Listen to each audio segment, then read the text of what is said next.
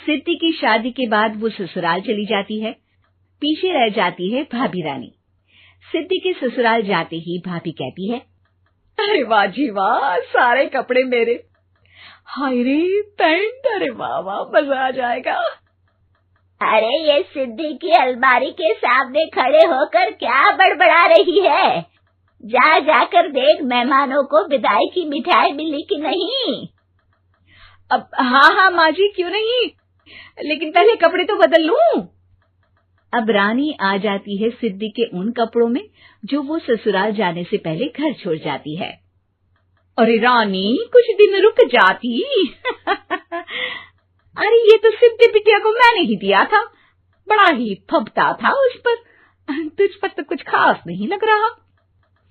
अब वो ना मेरे सारे कपड़े गीले थे तो सोचा पहन लूं। वैसे भी सिद्धि को कौन सा भी पुराने आउटडेटेड कपड़ों को पहनना है। वैसे भी ये सूट तो मैंने तभी पहना था, वैसे खास है भी नहीं ये। हाँ ठीक है, लेकिन ना मेरी सिद्धि पर तो जमता था। सारे मेहमान चले जाते हैं और सिद्धि ससुराल से मायके पहली बार आती है।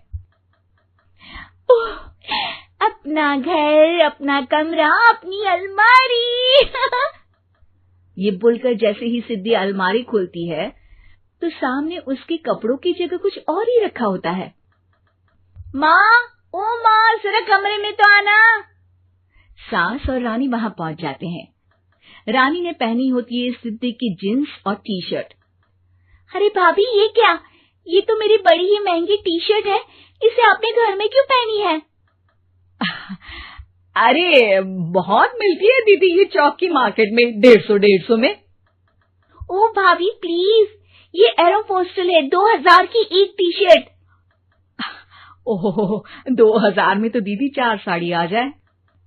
अब क्या बोलूं? भाभी, ये मेरी अलमारी में छोटू के कपड़े, तो मेरे कपड़े कहाँ हैं? मेरी अलमारी में? अब दीदी आपको कौन से पुराने कपड़े पहनने थे? माना भाभी, लेकिन मैं जब घर आती तो यही सब पहनती ना। अरे तुम तो बड़ी कंजूस हो दीदी।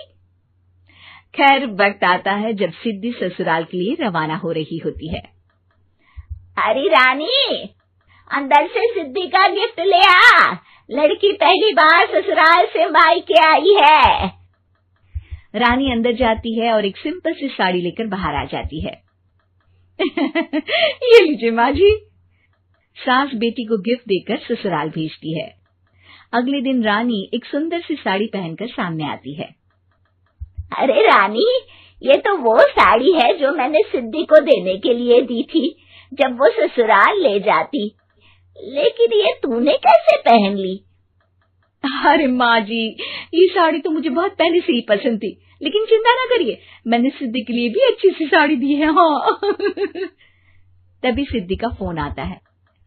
क्या माँ, कुछ अच्छा तो दिया होता ससुराल ले जाने के लिए। अरे पहले दिखा दिया होता।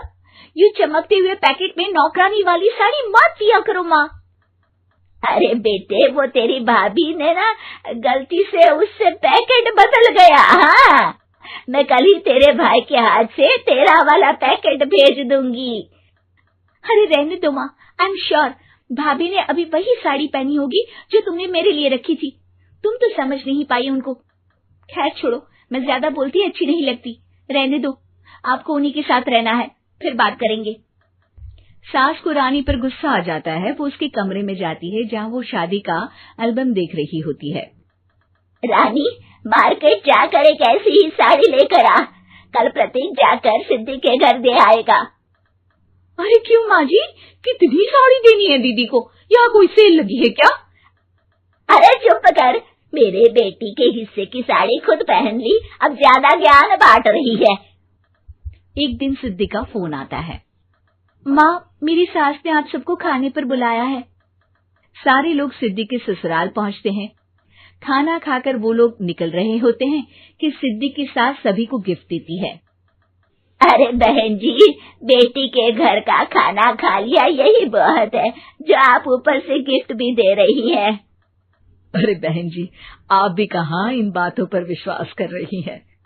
सास सभी को गिफ्ट देती है, लेकिन रानी को जो साड़ी देती है वो अजीब सी हरे रंग की लाल रंग के बड़ी छाप वाली होती है। अरे छी, ये कौन पहनेगा? सासू माँ को तो जरी वाली इतनी सुंदर, और मेरे लिए ये नौकरानी वाली। अरे भाभी, दरअसल मैं जब भी घर आती थी आप वापसी में ऐसी ही साड़ी देती थी ना, तो माँ ने सोचा कि आपको आपकी पसंद की ही साड़ी क्यों ना दी जाए। बेचारी रानी, बोलती भी तो क्या। सिद्धि और सास रानी का चेहरा देखकर हंसने लगती है, तो रानी समझ जाती है कि अपने ही बिछाए जाल में वो फंस चुकी है।